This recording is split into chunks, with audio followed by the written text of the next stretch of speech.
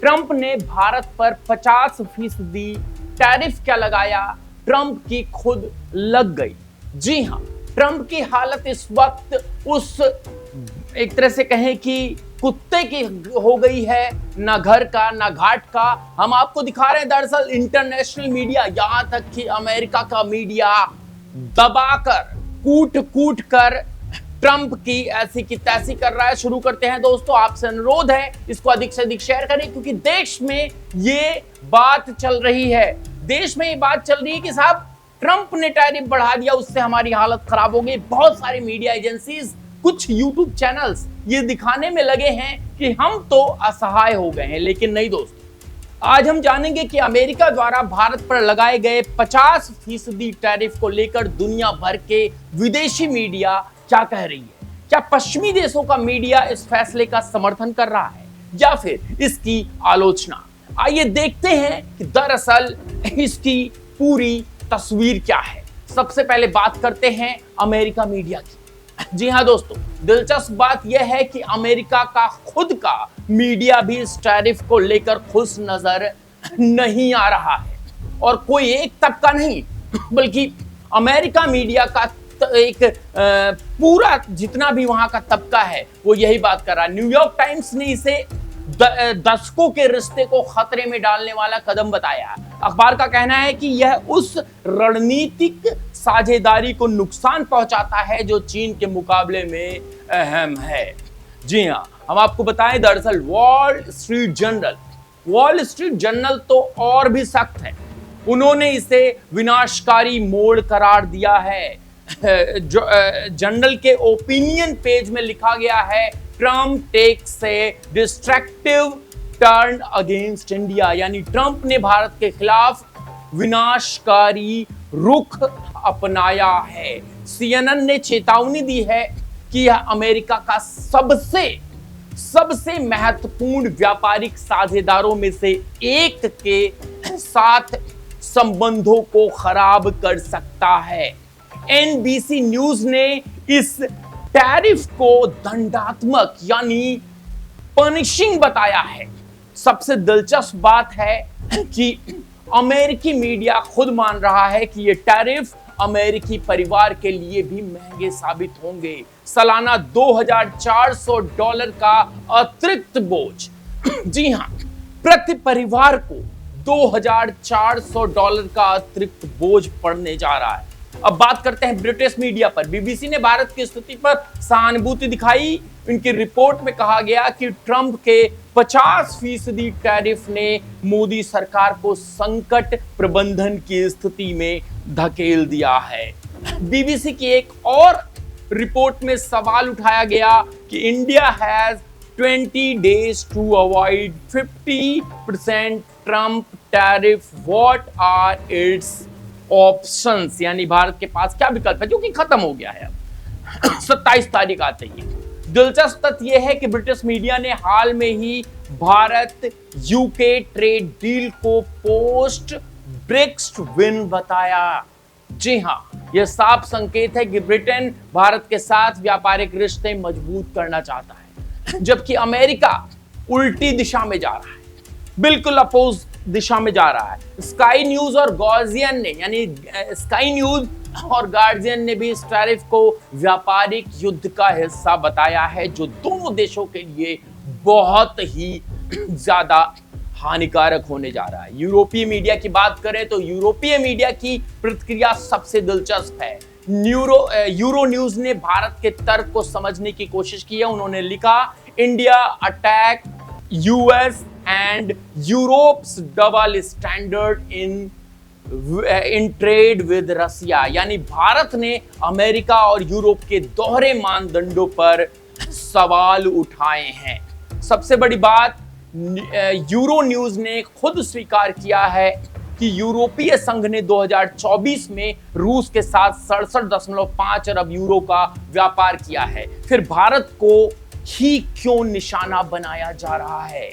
German media का रुख सबसे साफ है। फैक्ट फैटर्स अल्गेमाइने ज्वाइंटुंग यानी FAZ जर्मन का सबसे प्रतिष्ठित अखबार है। उसने विस्तार से रिपोर्ट किया कि प्रधानमंत्री मोदी ने ट्रंप के 4 फोन कॉल का जवाब नहीं दिया। इसे जर्मन मीडिया ने भारत की रणनीतिक सावधानी बताया है।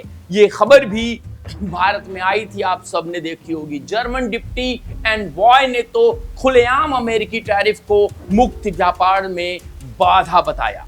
फ्रांसीसी मीडिया ने भी इसे एक तरफा और अनुसूचित कदम करार दिया है। एक तरफा और अनुचित करार दिया है। अल जजीरा पर आते हैं दोस्तों। अल जजीरा ने बहुत संतुलित रिपोर्टिंग की है। उन्होंने सवाल उठाया है India access US EU of Russia trade double standard, who is right. Al Jazeera की रिपोर्ट में स्पष्ट रूप से भारत के तर्कों को तवज्जो दी गई है। उन्होंने बताया है कि कैसे पश्चिमी देश खुद रूस से व्यापार करते हुए भारत पर दबाव बना रहे हैं। एशियाई मीडिया में भी भारत के लिए समर्थन दिख रहा है। कई देशों का मीडिया इसे अमेरिकी दबदबे का उदाहरण मान रहा है। जी हां, केवल अब अमेरिकी दबदबे का एग्जाम्पल, इससे ज्यादा कुछ नहीं। रॉयटर्स के विशेषज्ञ राधिका राव का कहना है कि 50% टैरिफ एक झटका है, लेकिन नॉकआउट नहीं है। जी हां, नॉकआउट नहीं है। बार्कलेज के मुख्य अर्थशास्त्री ने चेतावनी दी कि यह रिश्तों को अच्छे दोस्त से खराब व्यापारिक साझेदारों में बदल सकता है। और जेपी मॉर्गन ने कहा कि यह अमेरिकी परिवारों के लिए प्रति परिवार $2400 के टैक्स बढ़ोतरी जैसा है। निष्कर्ष यह है कि पश्चिमी मीडिया का बड़ा हिस्सा इस पूरे टैरिफ को गलत मानता है। अमेरिकी मीडिया इसे विनाशकारी बता रही है। ब्रिटिश मीडिया भारत के साथ व्यापार बढ़ाने के पक्ष में दिख रहा है और यूरोपीय मीडिया दोहरे मानदंडों की आलोचना कर रही है। साथ ही जर्मन मीडिया खुलेआम अमेरिकी नीति की आलोचना कर रही है। सबसे बड़ी बात यहां तक कि अमेरिका का खुद का मीडिया भी इस फैसले को सही नहीं मान रहा है।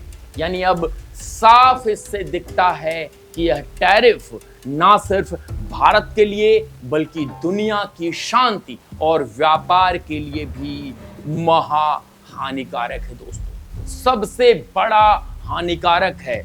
और पूरे विश्व के अखबार, पूरे विश्व के थिंक टैंक, पूरे वर्ल्ड के जितने भी पढ़े लिखे लोग कह सकते हैं आप, या फिर कह सकते हैं कि जो थिंक टैंक हैं, जो इस तरह की बातों पर, अर्थव्यवस्था पर लिखते हैं, उनमें किसी एक ने ये नहीं माना है कि ट्रंप का ये फैसला बहुत बढ़िया है।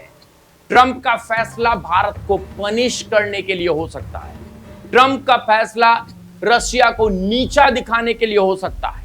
ट्रंप का फैसला अपने अमेरिका फर्स्ट की नीति वाला हो सकता है, लेकिन ट्रंप का फैसला अमेरिका को गो बैक करने वाला है।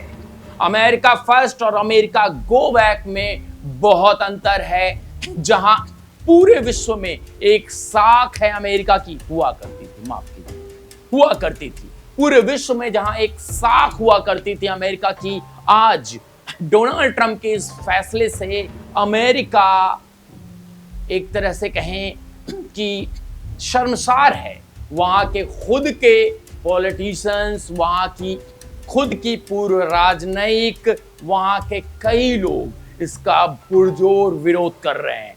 वहां की पब्लिक को डायमंड सहित तमाम ऐसे वस्तुओं पर इतनी महंगाई झेलनी पड़ सकती है कि पूछिए नहीं, क्योंकि भारत जो यहां से एक्सपोर्ट करता है, विश्व का कोई भी मार्केट उसको अपने अंदर समेट नहीं सकता है। यानी कि भारत जो पूर्ति करता है अमेरिका के लिए, वो कोई नहीं कर सकता। इस बात का सबसे बड़ा ध्यान रखना अमेरिका को चाहिए था। और भारत की जहां तक बात करें तो भारत बहुत बड़ी अपने आप में ही मार्केट है। भारत में 100 करोड़ से भी ज्यादा की आबादी है। मैं 100 करोड़ मानकर चल रहा हूं यूथ। 100 करोड़ से भी ज्यादा की आबादी है। भारत अपने कदम पर 2014 के बाद से ही मेक इन इंडिया की शुरुआत कर चुका है। यानी अब समझ आता है कि दरअसल प्रधानमंत्री नरेंद्र दामोदर दास मोदी ने जब शुरुआत की थी मेक इन इंडिया की, तो वो कोई मजाक नहीं था। शायद उनको विश्व की परिस्थितियों का पता था, शायद वो भांप चुके थे कि विश्व में ऐसी स्थिति आ सकती है, या फिर अमेरिका, माफ कीजिएगा, भारत के कूटनीति का ये अहम हिस्सा हो सकता है। बने रहिए, बहुत बहुत धन्यवाद।